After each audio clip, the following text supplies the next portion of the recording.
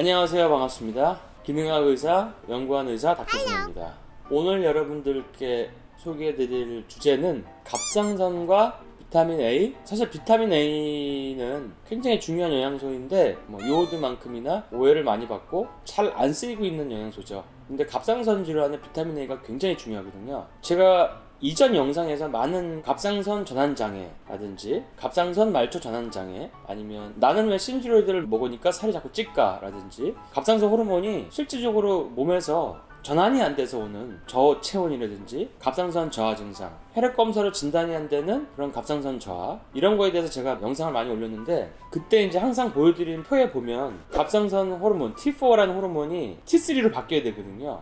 T3가 이제 세포에 직접 작용하는 호르몬인데, T3로 바뀔 때 꼭 필요한 영양소들이 있어요. 그게 바로 제가 많이 얘기했던 요오드가 있고, 셀레늄, 아연, 이런 거는 잘 아실 겁니다. 그리고 또 철분이 결핍되면 철분이 있어야 돼요. 그 다음에 비타민 B군이 없으면 비타민 B군이 있어야 됩니다. 그리고 잘 보면 그 표에 비타민 A가 있습니다. 비타민 A. 제가 이 얘기는 많이 안 해드린 것 같은데, 비타민 A가 T4, T3 컨버전, 전환에 굉장히 중요한 역할을 하는 영양소입니다. 그러면 T4, T3 컨버전에 중요한 영양소를 한다는 뜻은 무엇이냐면, 이것이 부족하면 살이 안 빠질 수도 있다는 얘기죠. 왜냐하면 몸의 기토대사량을 좌우하는 게 갑상선 대사니까요. 물론 갑상선 대사가 되는 것은, 갑상선 호르몬이 활성력으로 변하는 거는 80%가 간이고 20%가 장이기 때문에 위장도 좋고 간에 독소도 없고 해독도 잘 되고 해야 되지만, 지금 얘기했던 영양소가 부족하면은 컨버전이 되지는 않습니다. 비타민 A의 갑상선에 대한 기능을 따로 띄어서 한번 얘기해드려보면, 커진 갑상선 비대를 요오드가 완화시키는 기능도 있지만 A도 완화시킵니다. 그리고 뇌하수체에서 TSH라고 해서 갑상선을 활동하게 만드는 호르몬 분비를 조절해주는 역할을 합니다. 그 다음에 T4, T3 전환에 도움을 주고요. 그런 비타민 A의 중요한 작용이 이런 갑상선과 연관되어 있습니다. 비타민 A가 이제 갑상선 호르몬을 제어할 수 있는 역할을 하는데, 그래서 비타민 A를 먹으면 갑상선 기능 저하 증상이 호전됩니다.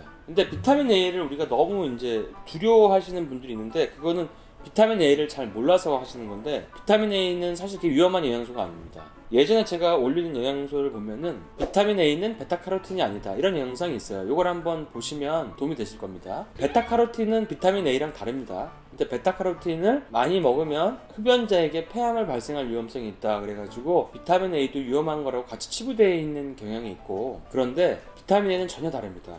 그 외에도 코페나겐 쇼크, 비타민 A의 누명, 이런 영상도 있고, 비타민 A의 9가지 기능, 이런 영상도 있는데, 이런 것들을 잘 보시면 비타민 A의 재발견을 하실 수 있을 겁니다. 그래서 이런 연구가 있었어요. 갑상선종, 그러니까 갑상선이 이렇게 고이터라고 그러죠. 이렇게 많이 붓는 아이들을 가지고 연구를 했는데, 이 아이들이 요오드가 부족했고 비타민 A가 부족했습니다. 그래서 애들에게 비타민 A만도 줘봤고 요오드만도 줘봤고 둘 다 줘봤고 했습니다. 근데 이 연구에서는 비타민 A를 얼마나 썼냐면은 하루에 20만 IU를 썼습니다. 20만 IU. 20만 IU면 굉장히 높다고 생각하고, 어디서 들어보기로는 비타민 A를 하루에 만 이상 먹으면 위험하다, 이런 얘기를 보신 분이 있을 수도 있는데, 전혀 그렇지 않습니다. 그래서 비타민 A를 써도 고용량으로 쓰면은 갑상선이 줄어들고, 요오드를 결핍을 보충해줘도 줄어들고, 부었던 갑상선이 두 가지를 같이 쓰면 더 줄어듭니다. 그만큼 갑상선에게는 필요한 물질이라는 얘기죠. 왜냐하면 두 영양소의 공통점은 분비에 있습니다. 분비. 요오드도 몸에서 모든 분비에 작용하죠. 눈물 분비, 침 분비, 피부의 분비, 촉촉하게 만드는 거, 위산 분비, 그런 여러 가지 소화기 장기들의 효소 분비에 작용을 하고, 비타민 A는 점막에 작용하죠. 눈점막, 코점막, 입점막, 위장점막, 피부점막, 이런 점막에 작용하기 때문에 비타민 A가 부족한 사람이 비타민 A를 고용량으로 먹으면 그런 점막들이 다 촉촉해집니다.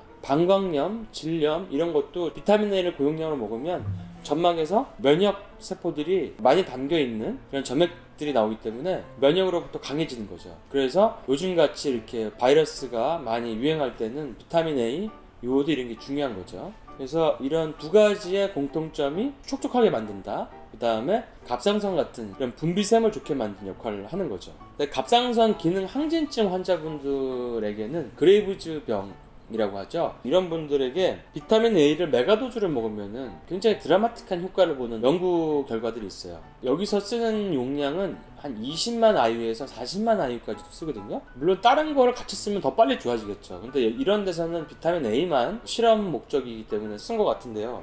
비타민 A를 한 20만 IU 정도를 한 3, 4개월 쓰면 갑상선 항진증이 거의 한 3년 이상 재발하지 않았다. 이런 연구 결과도 있고요. 한 1년 동안 한 20만 IU에서 40만 IU 사이를 먹으니까 3년 정도 증상이 없었다. 그 다음에 갑상선 비대, 고이터는 비타민 A만 썼는데도 한 3주 만에 줄어들기 시작해서 3개월 정도 되니까 거의 사라질 정도로 줄어들었다. 그리고 부작용이 별로 없다. 이런 연구 결과가 나와 있습니다. 그 비타민 A를 고용량으로 쓰는 거, 요오드를 고용량으로 쓰는 거, 뭐 이런 것들을 같이 병행했을 때 갑상선이 이렇게 부은 분들은 더 좋은 효과를 볼 수 있다는 거죠. 그러니까 요오드 가지고 줄지 않는 갑상선 비대에 쓸 수 있는 게 비타민 A고, 갑상선 저해에도 도움이 되고 항진증, 그레이브즈 병에도 도움이 된다. 굉장히 중요한 부분인데 컨텐츠로 되어 있는 게 없는 것 같아서 제가 오늘 소개해드렸습니다. 그리고 비타민 A를 저도 뭐 하루에 요즘에는 좀 더 올려서 먹고 있어요. 한 10만 IU 정도 먹고 있는데요. 그 먹고 안 먹고 차이는 이런 눈을 많이 쓰는 분들이 비타민 A가 중요하거든요.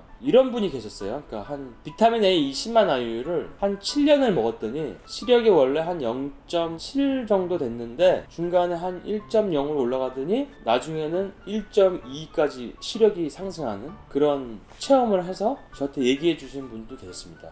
그리고 비타민 A를 안 먹은 날과 비타민 A를 고용량 먹었을 때랑 저녁에 눈을 많이 혹사했을 때 눈이 침침하거나 눈이 뿌옇거나 눈이 맑지 않거나 이런 증상의 차이가 너무나 확연히 납니다. 그러니까 비타민 A를 눈 영양제에 들어가는 영양소만으로는 부족한 분이 굉장히 많거든요. 비타민 A도 메가도즈 요법에 해당되는 영양소입니다. 눈의 건조증이나 시력이나 통증까지 오는 분들이 있다. 그러면은 비타민 A를 용량을 10만 IU 이렇게 올려보시고 통증이 처음엔 사라지고 그 다음에는 건조증이 사라지고 뿌옇거나 쉽게 지치는 흐려지는 그런 게 이제 사라지는 그런 순서로 진행이 됩니다. 그래서 오늘은 비타민 A에 대해서 한 번 더 얘기해 드렸고 갑상선이 안 좋은 분들, 그레이브즈 질환이 있는 분들, 눈이 좀 안 좋은 분들 이런 분들이 비타민 A를 잘 활용해 보시면 크게 도움을 얻지 않을까 싶습니다. 그러면은 여러분들 다들 건강하시고 비타민 A로 여러가지 바이러스로부터 건강 조심하시고 다들 행복하게 지내세요. 그럼 다음에 또 좋은 주제로 찾아뵙도록 하겠습니다.